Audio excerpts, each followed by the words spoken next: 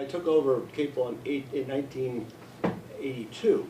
We were doing 17.5 million. We had 342 employees. Today we're 30+ million, and we have half that number, 170 employees. How? Through lean manufacturing and through our more efficiency and getting better at what we do. Machining practices have improved and so forth. But we've had to go on a short 4-day week with the shared work program, both at Rhodes Kramer and at Ripley, because business is just tailed off. I mean, by 25–30% over the last 1.5 to 2 years.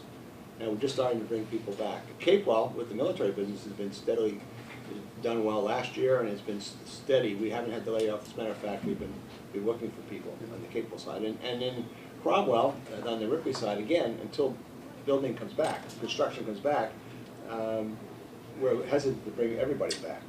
But as you said earlier, the unemployment compensation premiums are going to really hurt us now. And what liberal legislators do not realize is the fact that when your people are only working 4 days, they are losing 1 day's income, which means they cannot go out into the community and spend that money, right, the disposable income, and they will not be able to put wealth back into the community. That's correct. And people don't understand that, and it does hurt not only your business, it hurts the community as well. What I'm more concerned about is card check. I'm more concerned about some of these mandates that are going to level against us, which are just going to go right to hurt us more. And some years we make money, some ways we don't. And I think some of these legislators don't understand it's that we're not coining. I mean, a couple of years ago, we had inventories that we had to write off. And in the slow-moving economy, what's happening to inventories is just getting older. Yes. And that's got to be written off, which goes directly to the bottom line. Obsolescence, damage, shrinkage, everything. So, we talk about tax credits, as I was saying, if you're not making money or you're breaking even, they're not useful to us.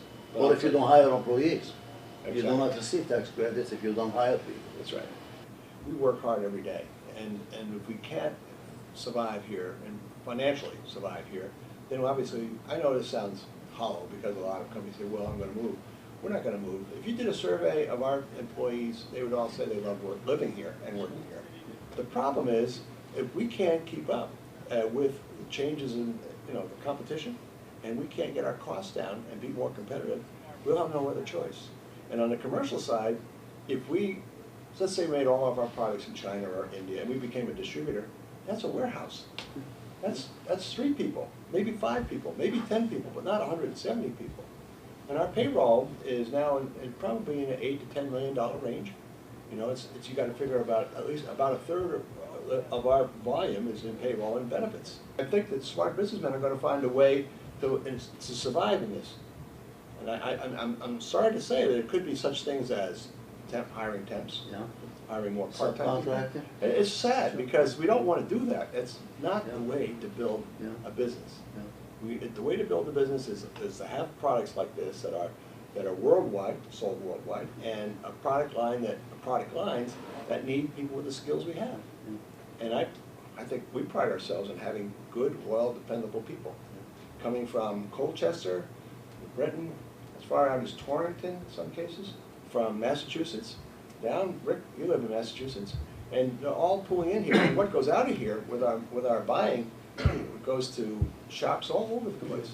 I think the multiplier effect is like 7 to 1. If I'm not mistaken, it's pretty high. For every job we have here, we create another job somewhere else. Or not a full-time job, but whether it's heat treating or plating, but it just goes on and on and on. And we want to stay here, but it's getting harder and harder to stay here.